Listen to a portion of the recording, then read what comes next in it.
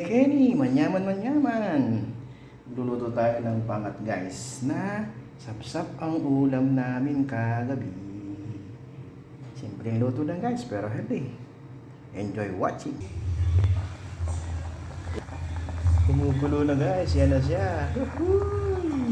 Sarap niya guys. Palambutin ko muna isda guys ay yung gulay bago ay lagay ang isda.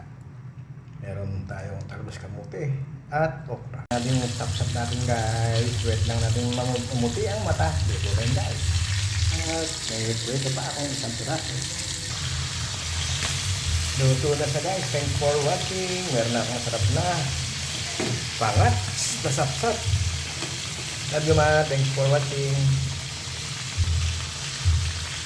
Yan ang aking sapsap na pangat guys. May ulam na tayong masarap. Healthy pa. Peace na. Tap. Thanks for watching.